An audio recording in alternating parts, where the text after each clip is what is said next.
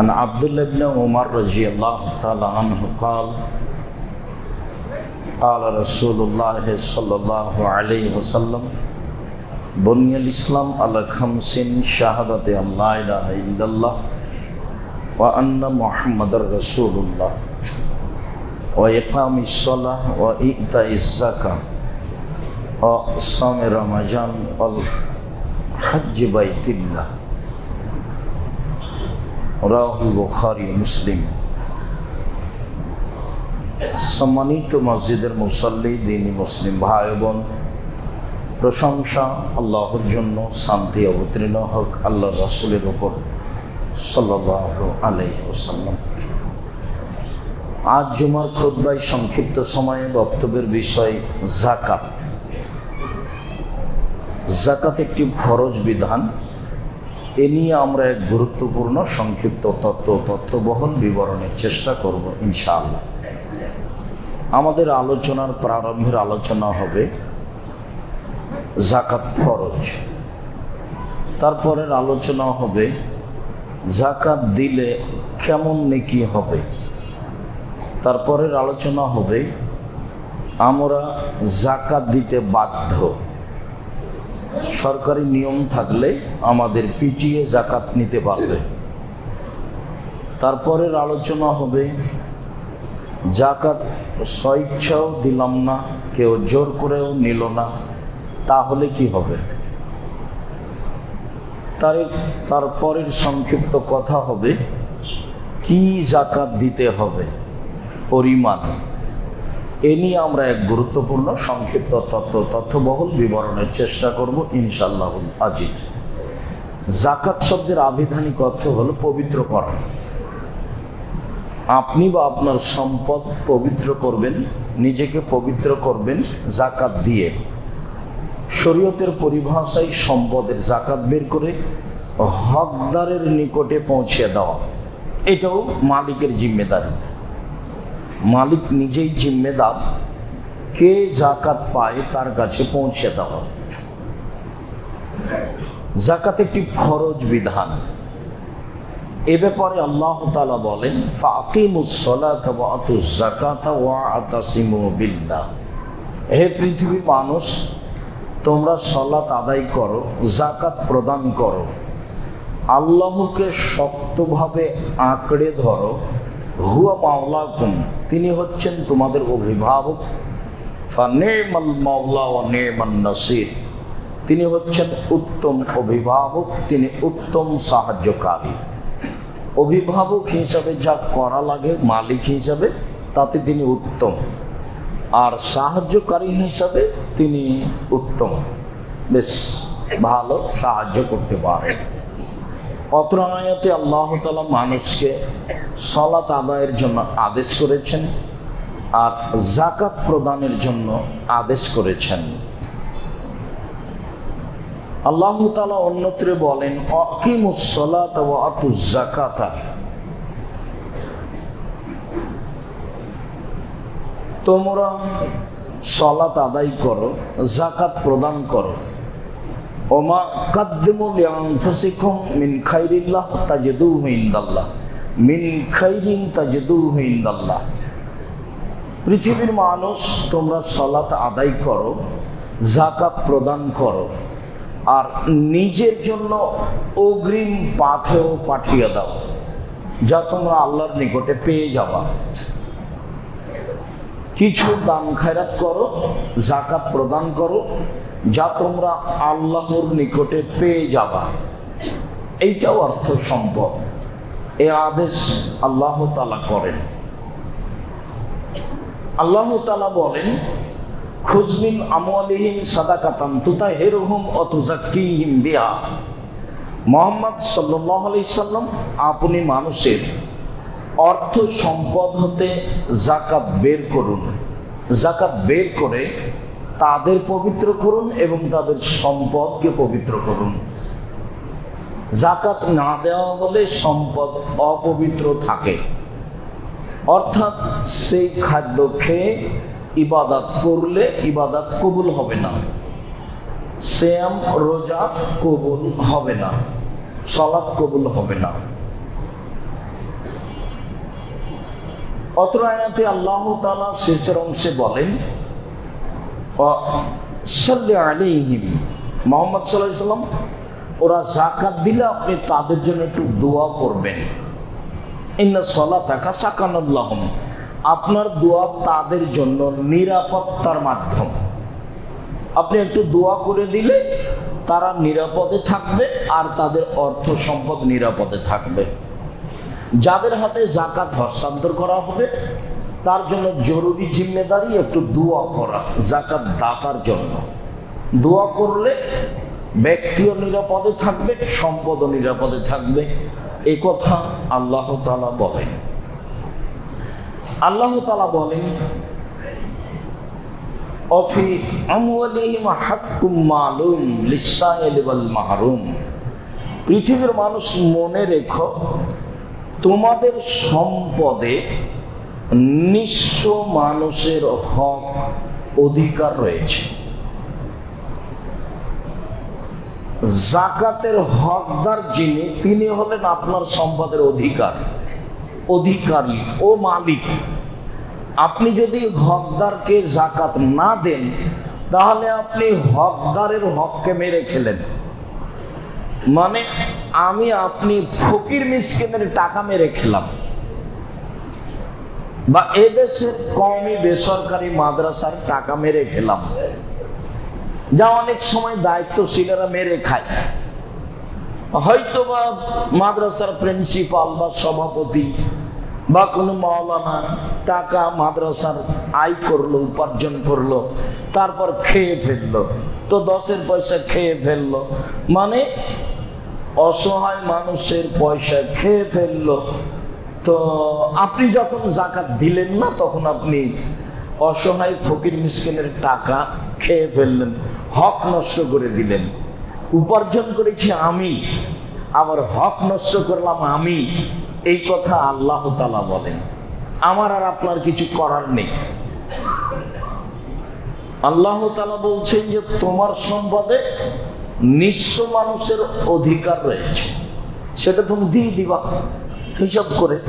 অন্যথায় তুমি নিঃস্ব মানুষের হক মেরে খেয়েছ, তখন বিচার দেরিতে হবে। সময়ের গতিতে আবারও হবে ইনশাআল্লাহ। এখন আপাতত মনে রাখবেন যে যাকাত না দেওয়া অপরাধের একটা অপরাধ হলো হক নষ্ট করা, যার বিচার পরে হবে। বিচারের মাঠে যারা হক নষ্ট করে তাদের বিচার পরে হবে। যারা এক জমি 10 বার 5 বার 2 বার বিক্রি করে তাদের বিচার পরে হবে। যারা মানুষের প্রতি জুলুম অত্যাচার করে তাদের বিচার পরে হবে। যারা মানুষের অর্থ সম্পদ লুটপাট করে জোর করে ভক্ষণ করে তাদের বিচার দেরিতে হবে। কতদিন দেরিতে হবে আল্লাহ ভালো জানে। যদি একদিন দেরি হয় তাহলে 50,000 বছর, আর যদি 3 দিন দেরি হয় তাহলে 1,500 বছর। অথচ বিচারের সময়কে আল্লাহ নবী উল্লেখ করেছেন 1 ওয়াক্ত ফরজ সালাত আদায়ের সমান। তো আমরা ধরে নিই 3 থেকে 5 মিনিট বা 7 মিনিট। একটা মানুষের বিচারের সময়সীমা 3 থেকে 5 মিনিট থেকে 7 মিনিট, একটা ফরজ সালাত আদায় করার সময়। অথচ আল্লাহ নবী এখন বলছেন, আল্লাহ তাআলা বলছেন যে ওর বিচার দেরিতে হবে, যেহেতু হক মেরে খেয়েছে ফকির মিসকিনের। পরবর্তীতে কথা পরে হবে ইনশাআল্লাহ। আল্লাহ তাআলা বলেন ওয়াতু হাক্কাহু ইয়াওমা হাসাদিহি, যেদিন শস্য কেটে আনছো সেদিন শস্যের ওসর বের করে দাও। শস্য যতবার উৎপাদন হবে ততবার ওসর, যতবার উৎপাদন হবে ততবার ওসর পরিমাণে পৌঁছবে। আর শস্য ব্যতীত বাকি সম্পদ 1 বছর, বাকি সম্পদ 1 বছর, বাকি সম্পদ 1 বছর। আর শস্য যতবার উৎপাদন হবে।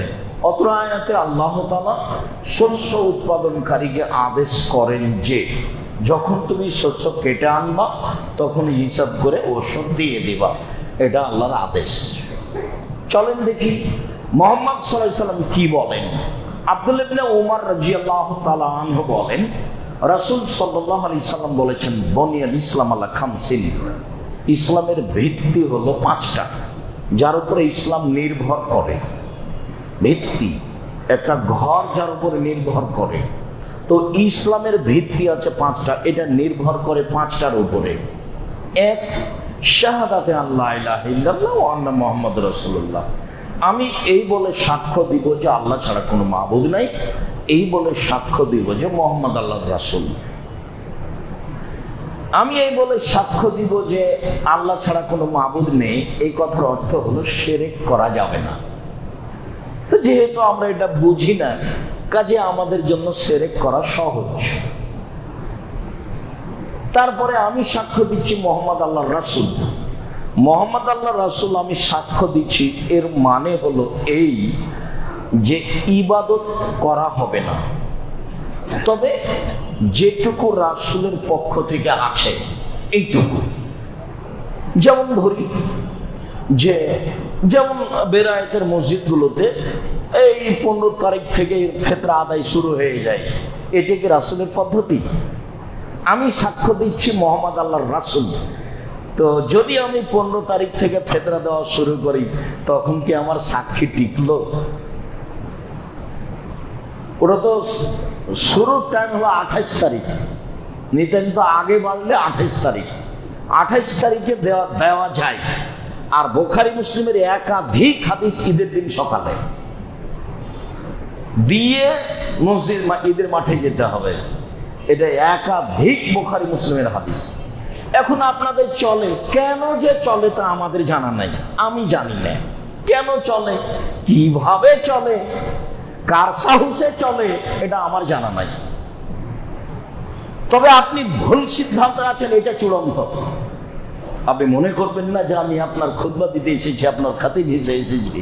এই হিসাব আমার জীবনে আমি কোনোদিন করিনি, ওর আমি হিসাবই করি না। আমি হয় দিনের স্বার্থে এসেছি, আর না হয় জামিয়া সালাফের স্বার্থে এসেছি।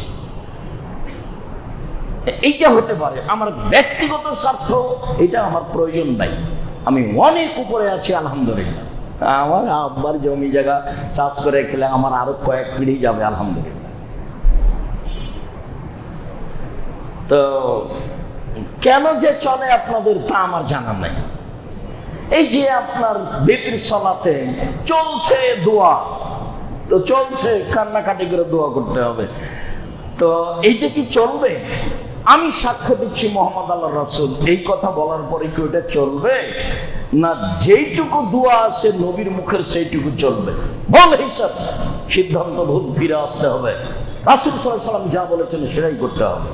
ইমামকে বলতে হবে, এই ছেলে 24 ঘন্টার মধ্যে শোনাবে হাদিস আল্লাহ রাসূল কোনতে ভিতরে কি দোয়া করতেন, এর চুল কমাবে হবে না। সেই দিন আপনি বুঝবেন আমি সাক্ষ্য দিচ্ছি মুহাম্মদ আল্লাহর রাসূল। এমনি দিন কাটে, নিজে খাই, নিজে করি, নিজের মতো চলি, ধর্ম আবার কি? সম্মানিত দিনী ভাই বোন, বলছিলাম এরপরে সালাত আদায় করলো, এরপরে রমজান মাসে সিয়াম পালন করলো, যাকাত প্রদান করলো। এই হলো ভিত্তি। যাকাত একটা ইসলামের ভিত্তি, দিতেই হবে। আব্দুল্লাহ ইবনে আব্বাস রাদিয়াল্লাহু তাআলা আনহু বলেন, লাম্মা বা'আথা রাসূলুল্লাহ সাল্লাল্লাহু আলাইহি ওয়াসাল্লাম মুহদান ইলাল ইমান ফাকালা ইন্নাকা তা'তি আহলা কিতাবিন ফাদুম ইলা শাহাদাতিন লা ইলাহা ইল্লাল্লাহ ওয়া আন্না মুহাম্মাদুর রাসূলুল্লাহ। আব্দুল্লাহ ইবনে আব্বাস বলেন, যখন আল্লাহর নবী মুআয ইবনে জাবালকে ইয়ামানে পাঠালেন, তখন বলছেন, মুআয ইবনে জাবাল ইন্নাকা তা'তি আহলা কিতাবিন, তুমি যাচ্ছ ইহুদি খ্রিস্টানের নিকট দাওয়াত দিতে। মুআয ইবনে জাবাল, তুমি যাচ্ছ ইহুদি খ্রিস্টানের নিকটে দাওয়াত দিতে। ফাদুম ইলা শাহাদাতিন লা ইলাহা ইল্লাল্লাহ ওয়া আন্না মুহাম্মাদুর রাসূলুল্লাহ, তোমার প্রথম বাক্য হবে, জনগণ বলবে আমি সাক্ষ্য দিচ্ছি আল্লাহ ছাড়া কোনো মাবুদ নেই, আমি সাক্ষ্য দিচ্ছি মুহাম্মদ আল্লাহর রাসূল। এইটা হবে তোমার প্রথম কাজ। ফাইনুল মুতালিদ আলাইক, তারা যদি তোমার এটা মেনে নেয়, এইটা যদি তোমার মেনে নেয়, এটা এক, তাহলে তুমি বলবা যে আল্লাহ তাআলা 24 ঘন্টায় 5 ওয়াক্ত সালাত ফরজ করেছে। এটা হলো 2। 3 ফাইনুল মুতালিদ আলাইক, এইটা যদি মেনে নেয়, তাহলে তুমি বলবা যে ইন্নাল্লাহ কাদ ফারাজা আলাইহিম সাদাকা তুখাযু মিন আগনিহিম ওয়া তুরাদ্দু আলা ফুকরাহিম, যে তোমাদের উপরে যাকাত ফরজ, ধনীদের নিকট থেকে নিতে হবে, গরিবদেরকে বন্টন করে দিতে হবে। আদায়কারী নিবে, নিয়ে গরিবদের মাঝে বন্টন করে দিবে, আপনি তাকে দিয়ে দিবেন। যদি আদায়কারী না থাকে আপনি নিজে দিয়ে আসবেন। হাদিস বুখারী মুসলিম। অত্র বুখারী মুসলিমের দুইটি হাদিসে প্রমাণ হয় যে আল্লাহর নবী যাকাত আদায়ের জন্য আদেশ করেছেন, যাকাত দিতে আদেশ করেছেন। আমরা খুব সংক্ষিপ্ত সময়ে বুঝলাম যে যাকাত দেওয়া ফরজ, দিতে হবে, বাধ্য আমি আর আপনি। এবার চলেন একটু মনটা খুশি করি, যাকাত দিলে কি হবে এইটা আগে শুনি, ভালো লাগবে। মহান আল্লাহ বলেন, ইন্নাল্লাযীনা আমানু ওয়া আমিলুস সালিহাত ওয়া আকামুস সালাতা ওয়া আতাউজ যাকাতা, নিশ্চয় যারা ঈমান আনলো, সৎ আমল করলো, সালাত আদায় করলো, যাকাত প্রদান করলো, লাহুম আজরুহুম ইনদা রাব্বিহিম, তাদের প্রতিদান রয়েছে তাদের প্রতিপালকের নিকটে, তাদের প্রতিদান রয়েছে তাদের প্রতিপালকের নিকটে। ওয়ালা খাউফুন আলাইহিম ওয়ালা হুম ইয়াহজানুন, বিচারের মাঠে তারা আশঙ্কিত হবে না, শঙ্কিত হবে না। কি যে হয়, কি যে হয়, কি যে হয়, সফল হব কি না, এরকম কোনো আশঙ্কা থাকবে না। ওয়ালা খাউফুন আলাইহিম, কোনো ভয় থাকবে না। তিনটে, এক প্রতিদান, দুই আশঙ্কা নেই, তিন কোনো ভয় নেই। এটা হলো যাকাতের ফজিলত। যাকাত দিলে লোকটা স্বাধীন থাকবে বিচারের মাঠে, কোনো সমস্যা নেই। মহান আল্লাহ বলেন, ওয়াল মুকিমিনাস সালাতা ওয়াল মুতুনাজ যাকাতা ওয়াল মুমিনুনা বিল্লাহি ওয়াল ইয়াউমিল আখির, যারা পাঁচ ওয়াক্ত সালাত আদায় করে, যারা যাকাত প্রদান করে, যারা আল্লাহকে বিশ্বাস করে, পরকালকে বিশ্বাস করে, উলাইকা, তারা এমন মানুষ, সানুতিহিম আজরান আযীমা, আমি তাদের বড় প্রতিদান দিব। যারা যাকাত প্রদান করে আমি তাদের বিচারের মাঠে বড় প্রতিদান দিব। এই কথা আল্লাহ তাআলা বলেন। আল্লাহ তাআলা অন্যত্রে বলেন, ওয়াল্লাযীনা হুম লিয-যাকাতি ফাইলিন, যারা যাকাত প্রদান করে, উলাইকা হুমুল ওয়ারিসুন, এরাই হবে জান্নাতের মালিক। যারা যাকাত প্রদান করে এরা হবে জান্নাতের মালিক। আল্লাযীনা ইয়ারসুনাল ফিরদাউসা হুম ফিহা খালিদুন, তারা জান্নাতুল ফেরদাউসের মালিক হবে, তারা তাতে চিরদিন থাকবে। এই কথা আল্লাহ তাআলা বলেন। যারা যাকাত প্রদান করবে তারা হবে জান্নাতের মালিক। ফরজ আদায় করতে আপনি বাধ্য, এটা আল্লাহর অতিরিক্ত দয়া। আপনার নেকি হলেও দিতে হবে, না হলেও দিতে হবে। চাঁপাই নবাবগঞ্জের ভাষা তো তুই তো দিবি, তোর বাপকে দিতে হবে। একটু পরে দেখেন পিটিয়ে আদায় করার কথা আসছে, দিতেই হবে। তো এখন আল্লাহর একটা অতিরিক্ত দয়া। আচ্ছা ঠিক আছে, যখন যাকাত প্রদান করলো তাহলে আল্লাহর পক্ষ থেকে সুসংবাদ কি, ওরাই জান্নাতের মালিক। আমি ওদেরকে জান্নাতুল ফেরদাউসের মালিক করে দিব, তারা সেখানে চিরদিন থাকবে। সবচেয়ে দামি জান্নাত হচ্ছে জান্নাতুল ফেরদাউস। অবশ্য এখানে কয়েকটা আমলের কথা আছে। সরাসরি জান্নাতুল ফেরদাউস পাওয়ার একটাই আমল খাস, সেটা হলো সদাচরণ, ভালো চাল চলন। দল সংগঠন করলে ভালো চাল চলন টিকে না, আপনি পারবেন না। যখন আপনি দল করবেন, সেটা যেটাই হোক, ধর্মীয় হোক আর সামাজিক হোক, আপনি সদাচরণে টিকতে পারবেন না, এটা অসম্ভব। আপনি আমাকে একাই জিজ্ঞাসা করেন, কত আপনাকে আমি উদাহরণ দিতে পারি। এ কোনো পথ নেই। যতক্ষণ পর্যন্ত আপনার জেহেনটা খালি না হয়েছে, ততক্ষণ পর্যন্ত আপনি সদাচরণ ফিরিয়ে পাবেন না। আপনাকে একজনকে ভালো লাগে আর একজনকে ভালো লাগে না, কেন লাগে না? কেন লাগে না আপনাকে? আপনার সাথে যে আছে সে ভালো, যে সাথে নেই সে খারাপ। তা আল্লাহর নবী বলছেন, পৃথিবীর মানুষ শুনে রেখো, আমি জিম্মেদার ওই মানুষকে জান্নাতুল ফেরদাউস নিয়ে দিব, লেমান হাসানা খলকাহু, যে তার চাল চলনকে ভালো করলো। আপনি একটা মানুষের বদনাম করেন, তখন আপনি ভালো। আপনি একটা মানুষের বিরুদ্ধে লড়েন, তখন আপনি ভালো। একটা মানুষের বিরুদ্ধে বক্তব্য দেন, তখন আপনি ভালো। কেমনে হয় এটা? যার চাল চলন ভালো, আমি মুহাম্মদ সাল্লাল্লাহু আলাইহি সাল্লাম তাকে জান্নাতুল ফেরদাউস নিয়ে দেব। সম্মানিত দ্বীনি ভাই বোন, বলছিলাম যাকাতের ফজিলত। চলেন দেখি রাসূল সাল্লাল্লাহু আলাইহি সাল্লাম কি বলেন। আবু হুরায়রা রাদিয়াল্লাহু তাআলা আনহু বলেন, যা আরাবিয়ুন ইলান নবী সাল্লাল্লাহু আলাইহি ওয়াসাল্লাম,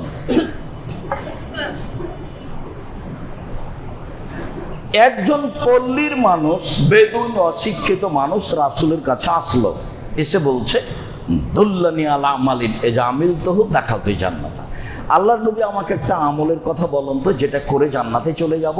এটা হলো জিজ্ঞাসা। আল্লাহ রাসূল একটা আমলের কথা বলেন তো, এই চালাই, হুড়াহুড়ি করছো কেন? আপনি ঘুমাচ্ছেন কেন? জায়গা পরিবর্তন করেন। স্বাভাবিকভাবে মসজিদে আসবেন না, প্রস্তুতি নিয়ে আসবেন। আর এমনি তো ফজরের সালাতের পরে ঘুমিয়ে গেছেন, কি সালাত আদায় করে নাই ঘুমাচ্ছেন নাকি? 8টা 10টা 11টা 12টা পর্যন্ত ঘুমিয়ে আছে। প্রস্তুতি নিয়ে থাকতে হবে। এটা জুমার খুতবা। পল্লীর মানুষ এসে বলছে, একটা আমলের কথা বলেন যাতে আমি জান্নাতে চলে যাব। তখন আল্লাহ রাসূল শুরু করলেন, 1, আল্লাহর ইবাদত করো, শিরক করো না। 2, সালাত আদায় করো। 3, যাকাত প্রদান করো। 4, রমজান মাসে সিয়াম পালন করো। এই পর্যন্ত বলতেই লোকটা এখন বলছে, ওয়াল্লাহি ওয়াল্লাযী নাফসি বিয়াদিহি, আমি সাধারণ অশিক্ষিত মানুষ, আল্লাহর কসম করে বলছি, আল্লাহর নবী যা বললেন তার বিন্দুমাত্র কম করব না, বিন্দুমাত্র বেশিও করব না। আমি গ্রামের মানুষ, আল্লাহর কসম করে বলছি, আল্লাহর নবী যা বললেন আমি তার বিন্দুমাত্র কমও করব না, তার বেশিও করব না। সুম্মা আল্লাহ, এরপর লোকটি চলে যাচ্ছে, এই স্বীকৃতি দিয়ে চলে যাচ্ছে। তখন আল্লাহ রাসূল বলছেন, শোনো, মান সাররাহু ইয়ানজুর ইলা রাজুলিন মিন আহলিল জান্নাহ ফালিয়ানজুর হালা। শোনো, কেউ যদি জান্নাতে দেখতে চায়, এই লোকটাকে দেখো, দেখো এ হলো জান্নাতে, এ দেখো এই লোক জান্নাতে। এখানে একটা আছে যাকাত। আল্লাহ রাসূল বললেন যে তোমরা জান্নাতি মানুষকে দেখতে চাও, এ দেখো। ও কিন্তু এখনো আমল করেনি, ও তো চালুই করেনি আমল। আল্লাহ রাসূল এভাবে বলছেন, মানে তার দৃঢ়তা, আল্লাহর কসম যা বলেছেন তার সরিষা সমপরিমাণ কমও করব না, বেশিও করব না। সে দৃঢ় চেতার মানুষ, একবারে দৃঢ়তা প্রকাশ করেছে, ওরা আমলই করেনি। আল্লাহ রাসূল বলছেন, দেখো দেখো দেখো, কেউ যদি জান্নাতি দেখতে চাও, এই লোকটা জান্নাতি। হাদিস তো বুখারী মুসলিম। এ হলো যাকাতের ফল।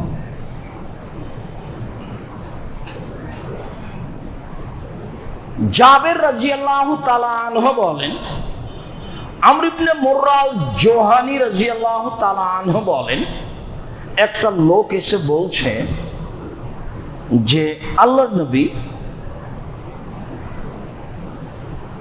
ইন্নী আশহাদু আল্লা ইলাহা ইল্লাল্লাহ ওয়া আন্নাকা মুহাম্মদ রাসূলুল্লাহ, আমি সাক্ষ্য দিচ্ছি আল্লাহ ছাড়া কোনো মাবুদ নাই, আমি সাক্ষ্য দিচ্ছি আপনি আল্লাহর রাসূল, মুখের উপরে, রাসূলের মুখের উপরে। তারপরে বলছে, ওয়া সাল্লাতুল সালাওয়াতুল খামস, আমি 5 ওয়াক্ত সালাত আদায় করি। তারপরে বলছে, ওয়া সুমতু রমাজান ওয়া কুমতুহু, আমি রমাজানের সিয়াম পালন করি এবং তারাবি পড়ি। তারপরে বলছে যে ওয়া আতাইতু যাকাতা, আমি যাকাত দিই। এইবার আল্লাহ রাসূল বলছেন, শোনো, মান মাতা আলা হাযা কানা ইয়াউমাল কিয়ামা মিনাশ শুহাদা ওয়াস সিদ্দিকিন। এইরকম দৃঢ়তার সাথে কর্ম নিয়ে মারা যাবে যে সে বিচারের মাঠে শহীদ সিদ্দিকদের সাথে থাকবে। যারা শহীদ, যারা খুব উপর পর্যায়ের মানুষ, নবীর পরপরই যারা খুব মান সম্মানে হাই পর্যায়ের মানুষ বিচারের মাঠে, তারা হলো শহীদ। আমি আর আপনি শহীদ বললে তো হবে না। যারা শহীদ তাদের মান অনেক বেশি। তো আল্লাহ রাসূল বললেন যে যারা 5 ওয়াক্ত সালাত আদায় করে, সিয়াম পালন করে, যাকাত প্রদান করে, এরা বিচারের মাঠে শহীদদের সাথে থাকবে। এই কথা মুহাম্মদ সাল্লাল্লাহু আলাইহি সাল্লাম বলেন, এটা আমার কথা নয়। জাবের রাদিয়াল্লাহু তাআলা আনহু বলেন, রাসূল সাল্লাল্লাহু আলাইহি সাল্লাম একদিন আল্লাহ রাসূলকে জিজ্ঞাসা করলেন যে আরাইতা ইন আদ্দার রাজুলু যাকাতা মালিহি, আল্লাহ নবী, মানুষ যদি তার সম্পদের যাকাত বের করে তাহলে কি হবে? আল্লাহ রাসূল বলেন, তো মানুষ যদি তার সম্পদের যাকাত হিসাব করে বের করে তাহলে কি হবে? তখন আল্লাহ রাসূল বলছেন, মানাদ্দা যাকাতা মালিহি ফাআযহাবাল্লাহু শাররাহু আনহু, কে যদি যাকাত সম্পদ থেকে হিসাব করে বের করে তার সম্পদ চিরদিন নিরাপদে থাকবে। ওই সম্পদ নিয়ে জাহাজ পানিতে ডুবে যাবে না, ওই সম্পদ আপনার দোকান পুড়ে নষ্ট হবে না, ওটার উপরে কোনো বিপদ আসবে না। এ কথা আমি বলিনি, এ কথা মুহাম্মদ সাল্লাল্লাহু আলাইহি সাল্লাম বলেছেন। তিনি বলেছেন যে সম্পদের যাকাত দিবে তার সম্পদে কোনো বালা মুসিবত আসবে না, এই কথা মুহাম্মদ সাল্লাল্লাহু আলাইহি সাল্লাম বলেন। যদি কথা মনে না থাকে তাহলে যন্ত্রপাতি সামনে আছে, আবারও চালু করে বুঝবো। সম্মানিত দিনী ভাই বোন যারা আমার সামনে আছেন, যারা অনলাইনে পৃথিবীর বিভিন্ন প্রান্ত থেকে অবগত হচ্ছেন, যারা সময়ের গতিতে অবগত হবেন, আমি পৃথিবীর সকল বাঙালি দিনী ভাই বোনকে বলছি, আপনি আপনার অর্থ সম্পদের যাকাত বের করুন, আপনার অর্থ সম্পদ ধ্বংস হবে না, আপনার অর্থ সম্পদের উপরে বালা মুসিবত আসবে না, এই কথা মুহাম্মদ সাল্লাল্লাহু আলাইহি ওয়াসাল্লাম বলেন। আর আল্লাহ বলে আপনি জান্নাতের মালিক, আপনি জান্নাতুল ফেরদাউসের মালিক, আপনি সেখানে চিরদিন থাকবেন, এ কথা আল্লাহ তাআলা বলেন। সম্মানিত দিনী ভাই বোন, অবশ্যই আপনি যাকাতে হিসাব করে বের করবেন। উমামা বাহিলি রাদিয়াল্লাহু তাআলা আনহু বলেন, রাসূল সাল্লাল্লাহু আলাইহি সাল্লাম বলেছেন যে সাল্লু খামসাকুম, 5 ওয়াক্ত সালাত আদায় করো, অসুমু শাহরাকুম, রমজান মাসের সিয়াম পালন করো, ও আদা যাকাত আমওয়ালিকুম, সম্পদের যাকাত দিয়ে দাও, ও আতিজা আমরিকুম, সমাজের দায়িত্বশীল যারা হুঁশিয়ার, সমাজের নেতা দায়িত্বশীল যারা, তাদের মেনে চলো, তাদখুলু জান্নাতা রাব্বিকুম, সহসাই তোমাদের প্রতিপালকের জান্নাতে চলে যাবা। 1 5 ওয়াক্ত সালাত, 2 রমজান মাসের সিয়াম, 3 যাকাত প্রদান, 4 মানুষকে মেনে চলা, মানুষকে উপেক্ষা করে চলতে হবে না। জান্নাত পাওয়ার এটা একটা বড় মাধ্যম, তাহলে আপনি আপনার প্রতিপালকের জান্নাতে সহজেই চলে যাবেন। সম্মানিত দিনী ভাই বোন, আমরা যাকাত দিলে সহজেই জান্নাত পাবো, জান্নাতুল ফেরদাউসের মালিক হব, সম্পদ নিরাপদে থাকবে, এই কথা আল্লাহ তাআলা বলেন, এই কথা রাসূল সাল্লাল্লাহু আলাইহি ওয়াসাল্লাম বলেন, যা আমরা অবগত হলাম। আল্লাহুম্মা সাল্লি আলাইহি, আল্লাহুম্মা বারিক আলাইহি। আলহামদুলিল্লাহ ওয়াহদা ওয়াসসালাতু ওয়াসসালামু আলা মান লা নাবিয়্যা বাদা। এখন স্বেচ্ছায় যাকাত দিলাম না, নেকির আশাও করলাম না, তাহলে কি হবে? তাহলে সরকারিভাবে যদি নিয়ম থাকে তাহলে আসবে, আমার হাতে রশি লাগিয়ে বেঁধে পিটিয়ে নিয়ে চলে যাবে, এটা জায়েজ। প্রমাণ, আবু হুরায়রা রাদিয়াল্লাহু তাআলা আনহু বলেন, লাম্মা তুফিয়া রাসূলুল্লাহ সাল্লাল্লাহু আলাইহি ওয়াসাল্লাম উস্তুকলা আবু বকরিন বাদাহু, আল্লাহর নবী দুনিয়া থেকে বিদায় নিলেন আর আবু বকর রাদিয়াল্লাহু তাআলা আনহুকে খলিফা নির্বাচন করা হলো। ওয়াকাফারা মান কাফারা মিনাল আরব, তখন অনেকে বলল, হ্যাঁ সালাত আদায় করব, তবে যাকাত দেব না। নিজে কষ্ট করে পয়সা উপার্জন করে আবার যাকাত, মনে তো হচ্ছে দণ্ডি দিচ্ছি, লাখ লাখ কোটি কোটি টাকা যাকাত দেওয়া হয় এত পরিশ্রম করে উপার্জন করে। তো অনেকে বলল যে সালাত আদায় করব, যাকাত দেব না। এখন আবু বকর সিদ্দিক তো খলিফা, উমর রাদিয়াল্লাহু তাআলা বলছেন, কাইফা তুকাতিলুন নাস, মানুষের সাথে কিভাবে লড়াই করবেন? এখন মানুষের সালাত আদায় করবে, যাকাত দেবে না, যে আল্লাহ নবী বলেছেন, মান কালা লা ইলাহা ইল্লাল্লাহ ফাকাদ আসামা মিন্নি দিমাউহু ওয়া মালুহু ওয়া মালাহু। যে ব্যক্তি বলেছে লা ইলাহা ইল্লাল্লাহ, তার সম্পদ নিরাপদে, সেও নিরাপদে, তাকে মারা যাবে না। এখন এরা যে সালাত আদায় করবে, যাকাত দেবে না, যে এরা লা ইলাহা ইল্লাল্লাহ বলেছে। এইবার আবু বকর সিদ্দিক বলছেন, এই এখন যেটুকু বলতে যাচ্ছি এটুকু ইতিহাসে আছে, মধ্যে একটা বাক্য, আনতা জাব্বার ফিল মুশরিক ওয়া খাওয়ার ফিল ইসলাম।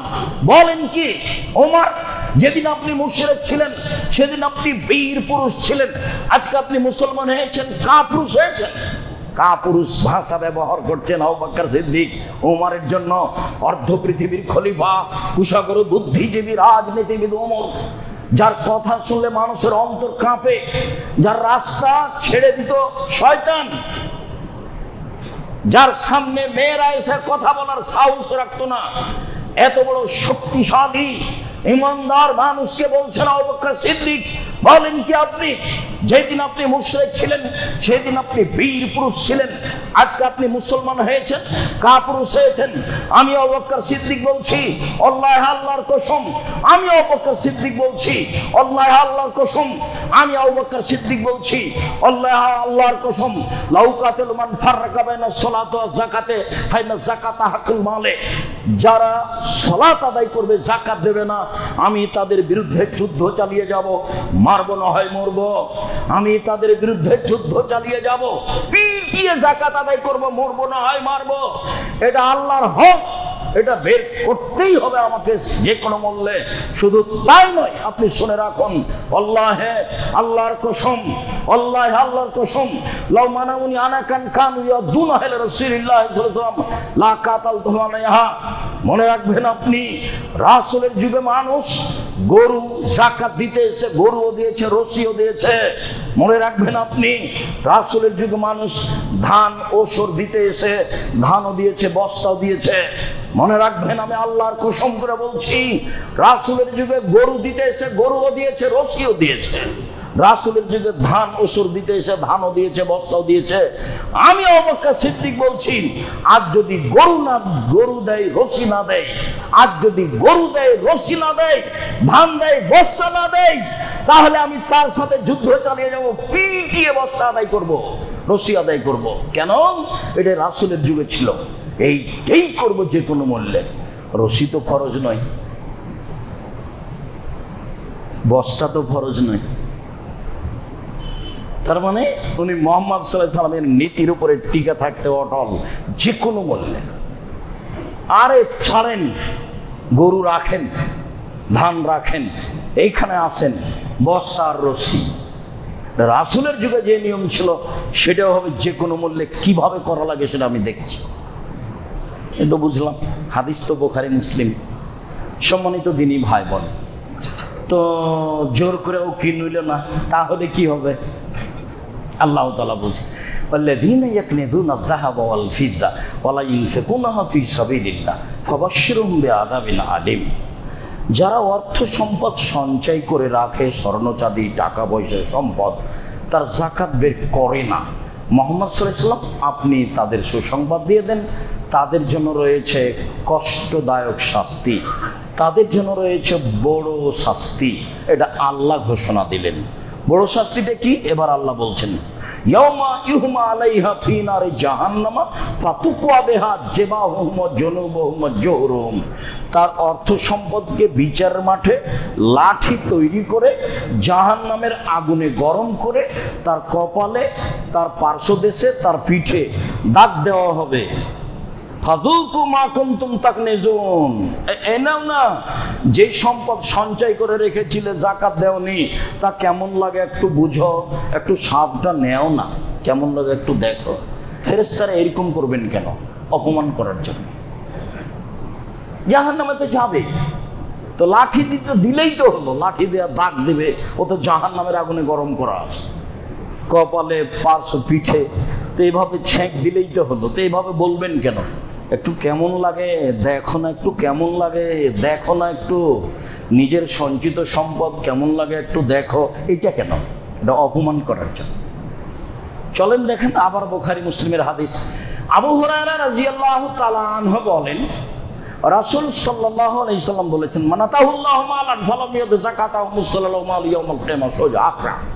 যারা অর্থ সম্পদের যাকাত দেবে না তাদের অর্থ সম্পদ দিকে বিচারের মাঠে সাপ তৈরি করা হবে, বিষাক্ত সাপ, মাথায় লোম থাকবে না, টাক পড়ে থাকবে, চোখের উপরে আরো 2টা কালো দাগ থাকবে। এটা হলো ভয়ঙ্কর ভয়ঙ্কর ভয়াবহ সাপ।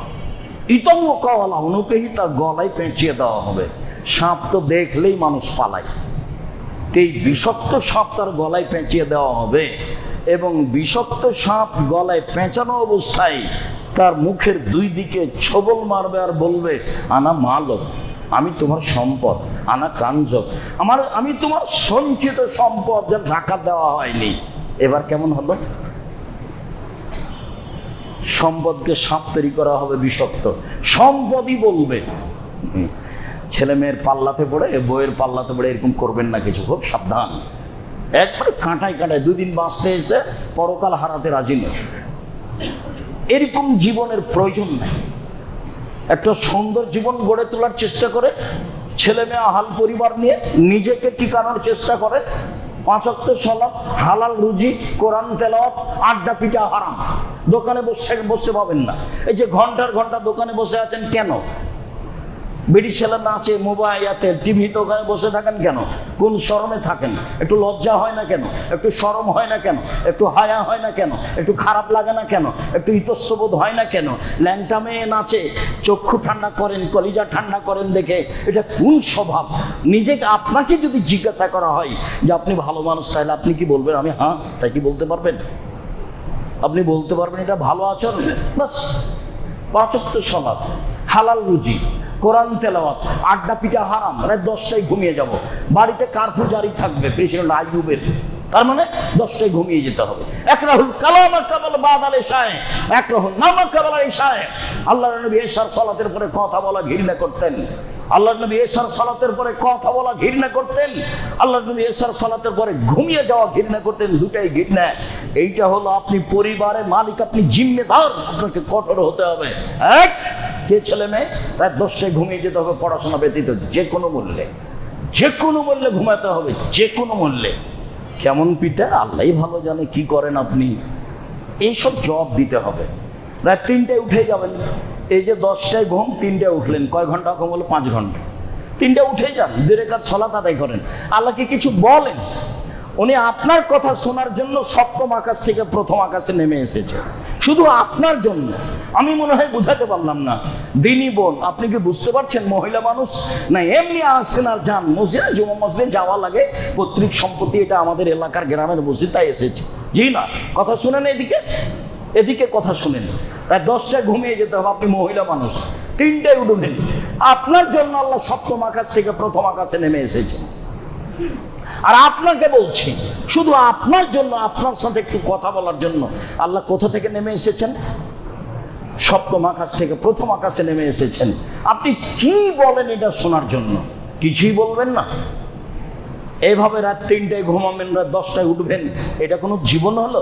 সম্মানিত দিনী ভাই বোন, বলছিলাম যে যাকাত না দিলে ফলাফল এই।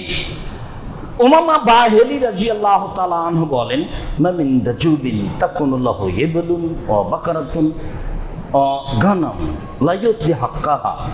যার গরু, পশু, উট আছে, গরু আছে, ছাগল আছে, যাকাত দিল না, ফাউতিয়ে বিহি ইয়াউমাল কিয়ামা, তাহলে বিচারের মাঠে উট, গরু, ছাগলকে নিয়ে আসা হবে। ফাআযমা মাকানা আসনামাহু, ও বিচারের মাঠে যখন আসবে তখন আরো মোটা তাজা উঠ হবে, আরো মোটা তাজা গরু হবে, আরো মোটা তাজা ছাগল হবে। তাতা হবে আকফাফেহা, পা দিয়ে ডলতে থাকবে মালিককে। তান্তা হবে করুনেহা, শিং দিয়ে গুতাতে থাকবে। এলে ইয়াউমিল কিয়ামাহ তাইজাবানান নাস, কিয়ামত যতদিন বিচার না হবে ততদিন। তো আপনি তো মানুষের হক মেরে খেয়েছেন, বিচার তো পরে হবে। যারা জমি জোর করে দখল করেছে তাদের তো বিচার পরে হবে। সন্ধ্যা হতে হতে জমি ফেরত দিতে হবে, সন্ধ্যা হতে হতে জমি ফেরত দিতে হবে। জোর করে ক্ষমতা দেখে 1 মিনিট বাঁচবেন না। দেশের নেত্রীকে দেখে হিসাব হয় না 45 মিনিট সময়, তো হিসাব তো হওয়া উচিত। ক্ষমতা থাকে না, সতর্ক হওয়া উচিত। শিক্ষা নেওয়া উচিত। ফেরাউন তো অনেকদিন আগের কথা, এখন তো ঘরের কথা। ফেরাউন তো অনেক আগের কথা, তাও তো ফেরাউন পানিতে ডুবলো, ভাসলো, একটু সময় পেয়েছিল। কতক্ষণ যে সময় পেল, বলছে যে আমি মেনে নিলাম সে আল্লাহকে, যে আল্লাহ বানু ইসরায়েলের মুসার আল্লাহ, আমি একজন মুসলিম ঘোষণা দিচ্ছে ফেরাউন। ঘোষণা দিচ্ছে ফেরাউন মরার সমতে পানিতে, যে আমি সে আল্লাহকে মেনে নিলাম যেটা বানু ইসরায়েলের আল্লাহ, যেটা মুসার আল্লাহ।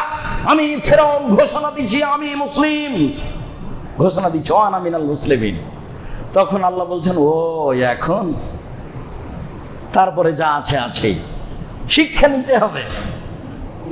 আমার আপনার জন্য এগুলো ঘটনা, আমাকে আপনাকে শিক্ষা নিতে হবে।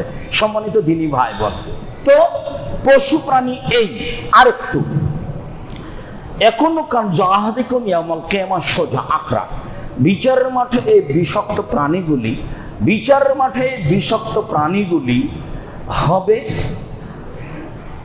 এই বিচারের মাঠে সম্পদগুলি হবে বিষাক্ত প্রাণী সাপ। বিচারের মাঠে সম্পদগুলি হবে বিষাক্ত প্রাণী সাপ। এফিরু মিনহু সাহেবহু, যখন সাপ তাকে ধ্বংসন করতে আসবে তখন মালিক পালাতে থাকবে, পালাতে থাকবে, পালাতে থাকবে। অনেকগুলো বহু সাপ পিছে পিছে দৌড়াবে, সাপ পিছে পিছে দৌড়াবে। আপনি জানেন মানুষের শেষ চেষ্টা কি? মানুষের শেষ চেষ্টা হাত দিয়ে নিজেকে বাঁচাতে থাকে। হঠাৎ করে দেখবেন যে হাত ভেঙে গেছে রিক্সার সাথে লেগে, ও বুঝতে পারেনি, তার মানে হাত দিয়ে নিজেকে বাঁচাচ্ছিল। গাড়ি এসে অ্যাক্সিডেন্ট হয়েছে, দেখবেন যে হাত ভেঙে গেছে। কিভাবে? মানে গাড়ির থেকে নিজেকে বাঁচাতে চাচ্ছিল, অথচ বাঁচাতে পারবে না গাড়ি থেকে, ভ্যান থেকে, মোটরসাইকেল থেকে। কিন্তু শেষ চেষ্টা কি করেছিল? হাত দিয়ে নিজেকে বাঁচাতে গিয়েছিল। আল্লাহ নবী বলছেন ও যখন আর দড়িয়ে সামলাতে পারবে না, সাপ যখন পাশে চলে এসেছে, তখন হাত দিয়ে ঘুরে উল্টে নিজেকে ঠেকাবে। এইভাবে হাত দিয়ে ঠেকাবে, ঠেকানোর সাথে সাথে হাত দুটি তো সাপের মুখে ঢুকে যাবে। আপনার সামনে অবস্থা নকল করলাম। সম্মানিত দিনী ভাই বোন, সম্পদ লাঠি তৈরি করা হবে এবং জাহান্নামে গরম করে অবস্থায় সম্পদ বিষাক্ত সাপ তৈরি করা হবে, গলায় পেঁচিয়ে দেওয়া হবে, ছবল মারতে থাকবে। সম্পদ যদি পশু প্রাণী হয় তাহলে যা ছিল তার চেয়ে মোটা হয়ে আসবে, পা দিয়ে ডলতে থাকবে এবং শিং দিয়ে গুতাতে থাকবে। কুল্লামা জাজাত ওখরাহা রুদ্দাত আলাইহি উলাহা, শেষটা যখন পা দিয়ে ডলে শিং দিয়ে গুতিয়ে চলে যাবে তখন প্রথমটা আবার আসবে। শেষটা যখন চলে যাবে প্রথমটা আবার আসবে। হাত্তা ইউকজাবেনান নাস, যতদিন পর্যন্ত মানুষের মাঝে বিচার শেষ না হচ্ছে ততদিন চলতে থাকবে। এমনটা মনে হচ্ছে যে যাকাত দেবে না যারা, তাদেরই বিচার পরে হবে, একবারে শেষ। এও জানেন একটা লোক মানুষের টাকা মেরে খেয়েছে, তো আপনিও ধনী ওইও ধনী, তাহলে দুটো একই রকম নয়। আপনি এই জমি নিয়েছেন, আরেকজন ক্ষমতার বলে আরেকজন দখল করলো, আপনি চেষ্টা করেছেন, আপনার ক্ষমতা আছে, কিন্তু ফকির মানুষ তো নিঃস্ব মানুষ, অসহায় মানুষ, আপনি তার টাকা মেরে খেলেন, তাহলে এটা বেশি কঠিন হয়ে গেল। এই বিচারটা পরে হবে, যা রাসূল সাল্লাল্লাহু আলাইহি ওয়াসাল্লাম বলছেন।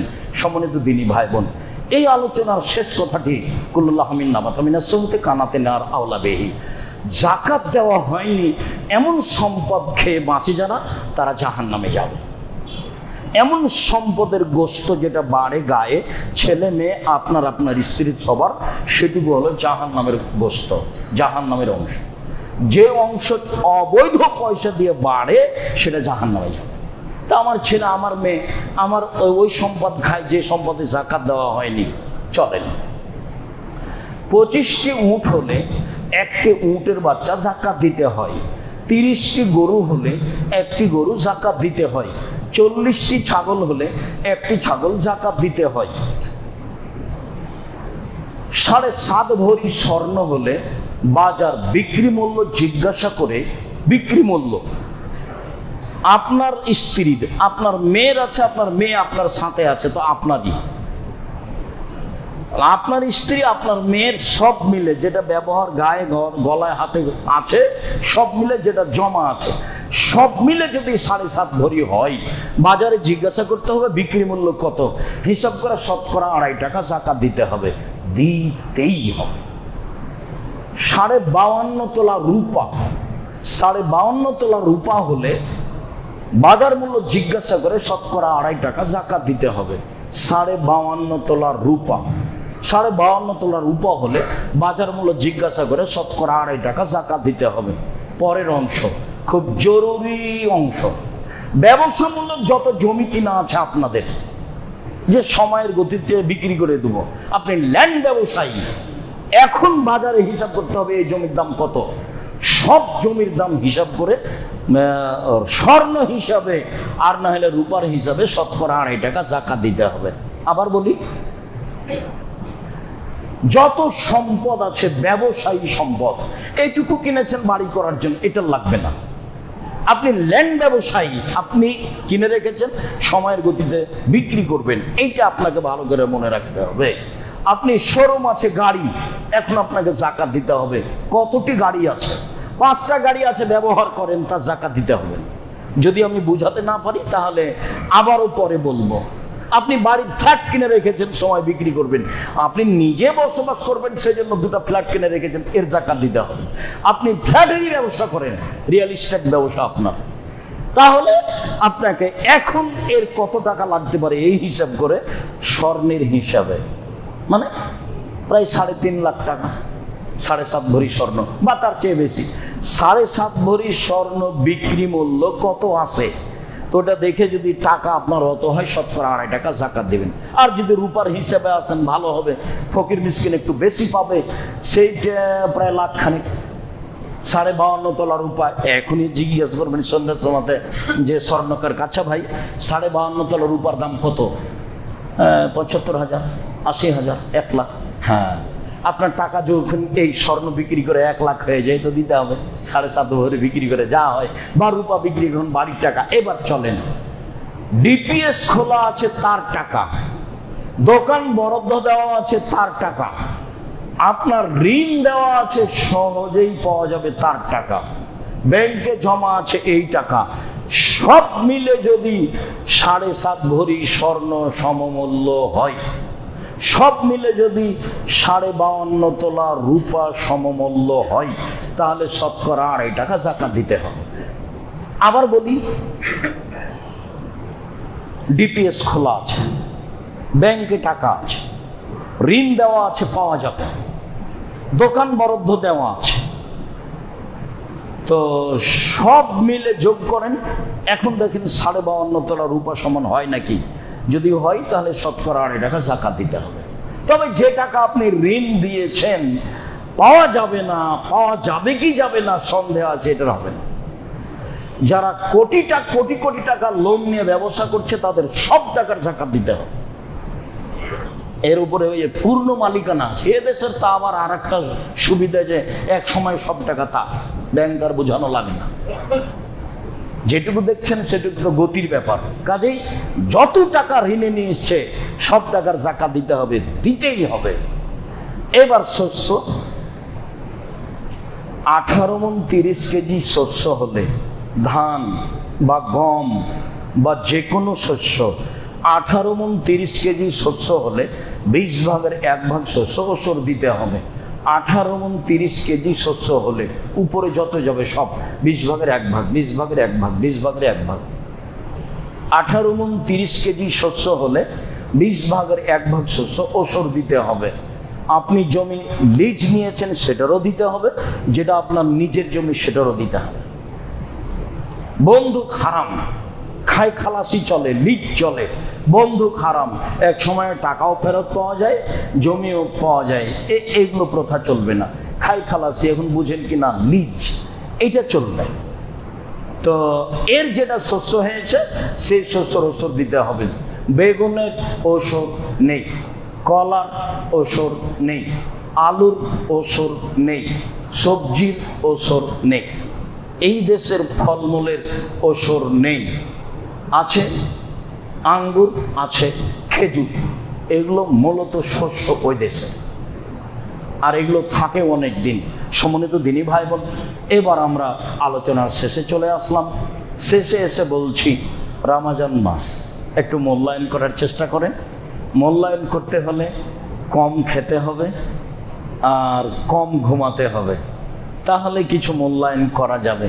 বেশি খেলে বেশি ঘুমালে মূল্যায়ন করা যাবে না। এরপরে রমজান মাসের দুইটা কাজে সবসময় ব্যস্ত থাকতে হবে। দান যেভাবে সহজ, যেভাবে সম্ভব। ফকির মিসকিন যে চাইতে এসেছে, ফকিরকে যে চাই, মিসকিনকে যে চাইতেও পারে না, সংসারও চলে না, ও আবার বাড়ির পাশে আছে, ওর সাথে আপনার আবার ঝগড়া, এরপরও দিতে হবে। মিসকিনকে যে বাড়ির পাশে আছে, চাইতেও পারে না, সংসারও চলে না, সেখানে দিবেন। ওসর জাকাত দেন, দান করেন। দান যেটা মসজিদ পারপাস, সেগুলো খুব উপর পর্যায়ে। মসজিদের টাকা দিয়ে মাদ্রাসা করা যায় না, মাদ্রাসার টাকা দিয়ে মসজিদ করা যায়, মানে মসজিদের টাকা নিচের দিকে নিয়ে যাওয়া যাবে না। এ খুব দামি, মসজিদের টাকা নিচের দিকে নিয়ে যাওয়া যাবে না। মসজিদের টাকা দিয়ে মসজিদ বানাতে হবে। এখানে জায়গা না থাকলে যাদের মসজিদ তৈরি হচ্ছে সেখানে দিতে হবে। যুগ যুগ ধরে, শতাব্দীর পর শতাব্দী টাকা ধরে রাখতে হবে না। আপনার পরে আপনার ছেলে আসবে, সে কোটি টাকার মালিক হবে, যার জন্য এই মসজিদ তৈরি করা কোনো ব্যাপারই নয়।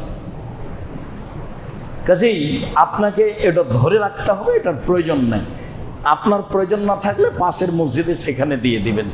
মসজিদের টাকা মাদ্রাসায় নিয়ে যাওয়া যায় না, তাহলে এটা নিচে চলে গেল। ওটা হলো মসজিদের টাকা সবচেয়ে উপরে আছে, এইটা মসজিদেই খরচ করতে হবে। হ্যাঁ, মাদ্রাসার টাকা আপনারা আলোচনা করে মসজিদে নিয়ে আসতে পারেন। সম্মানিত দিনী ভাই বোন, আমি রমজানকে যথাযথভাবে মূল্যায়ন করার আন্তরিকভাবে অনুরোধ জানিয়ে, রমজান মাসকে মূল্যায়ন করো তো।